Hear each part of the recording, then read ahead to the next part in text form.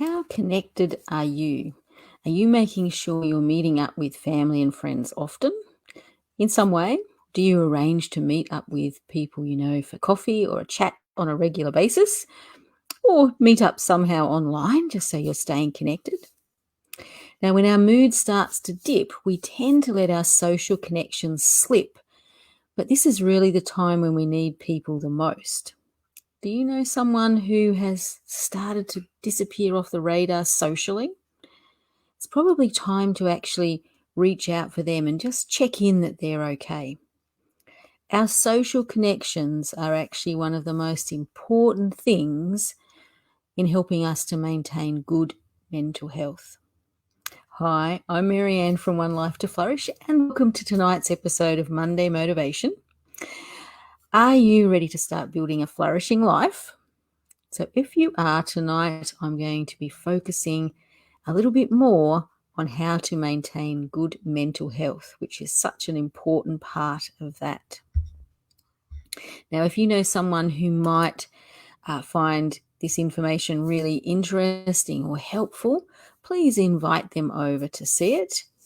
And also just make sure that you are watching on One Life to Flourish so that I can see your comments, because I am going live in a few different locations. So I will only be able to see your comments if you are here on my page. All right, let me start by just recapping on why having good mental health is so important, because we hear a lot about its importance all the time. And the reason for this is because our mental health influences how we think, how we feel, and how we behave just in our daily life. But even more than that, it also affects our ability to cope with stress, overcome life's challenges, build relationships and social connections, and also recover from those setbacks and hardships that life will throw at us at different times. So last week I talked about developing a habit of gratitude, because this can actually help us to focus away from sort of the negative things in our life, and also actually help to focus sort of outward on other people and other things, which can be really helpful in building a positive sort of attitude. So tonight I'm actually going to look at the idea of connecting with others as a way to have good mental health and therefore have a flourishing life. So let's start actually by looking at some research. Now, the first area of research is actually around how social connections improve the quality of your life. Now, this research, and it was quite extensive, shows that you don't necessarily have to have in-person connections to get the benefit. You just have to feel like you're understood and connected with a particular group of people. So that's probably good news at the moment, as long as you're making sure you're keeping up your social connections. Now, the next part is having supportive friendships, which can actually lead us to feeling more like we're belonging, we've got purpose, we have happiness, we've got self-worth and confidence. Now, social connections can also help you to live longer. If you have strong social relationships at all different stages of your life, it actually increases your chance of living longer by quite a significant amount. Now, the amount varies depending on which research it is, but it is very interesting. Now, if you're interested in that side of social connections, I would recommend reading some of the Blue Zones books by, I think it's Dan Buettner. There's some really fascinating details in there.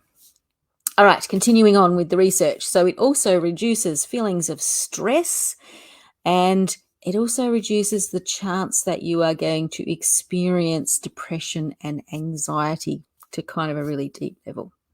So except for the first point, it is important to note that these positive results were most effective when you were actually connecting face to face, because as humans, we do need to be social, and we do actually need to sort of have that physical in-person time. I know it's a bit hard at the moment, but where you can, where it's possible, make sure that you're having in-person connections. All right, so let's have a look now just at some things that you can do to improve your social connections and just kind of boost all of those benefits. So the first one is actually think of some friends, some loved ones, people who are in your network that you haven't seen for a while. Just call them up, have a chat, and then actually arrange to get together with them. And in fact, see if you can schedule a regular get together.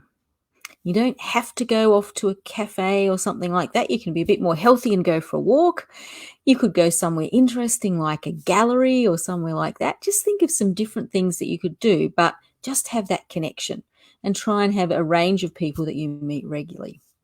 So if you can't actually think of someone who fits into that category that's a really close friend or loved one, then try and start to build a little bit of a network by thinking about, say, people like co-workers, neighbours, maybe even old friends who you can actually reach out to. They might actually enjoy connecting back with you as well or getting to know you. So try and avoid only connecting with people via social media and other kinds of technology, and start to work on widening your social circle. So are there any groups around in your local area that you could actually join in with? Depends on where you are at the moment as if there's groups going on, but see if you can actually join in, even if it's online. So I've got some online and some offline groups that I'm part of that are really helpful.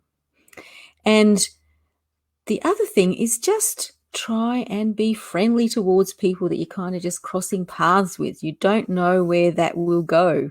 I've actually had some connections become quite strong just by doing that.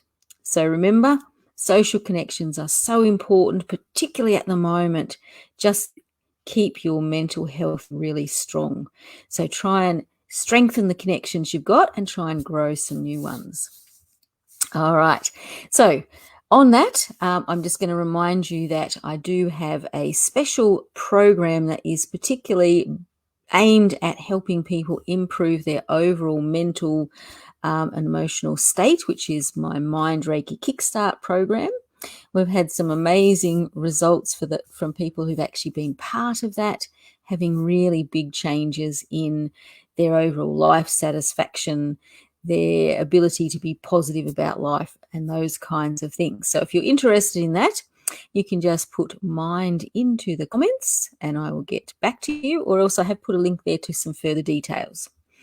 Otherwise, there is also the link to One Life to Flourish, which I'm assuming you're at if you're watching this live with me, where you can connect with me, book in for a discovery call, or you can also pick up the Happiness Habits Playbook, which is a great way to actually go through a program to boost your level of happiness, which is also part of your mental health.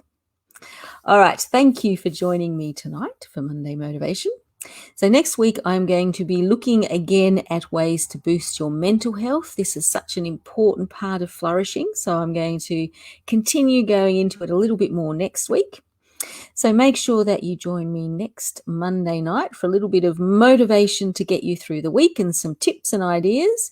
And in particular, make sure you get out and connect with some people this week. And particularly think of someone maybe that you haven't connected with for a little while. They might need someone to reach out to them. So have a really great week and bye for now.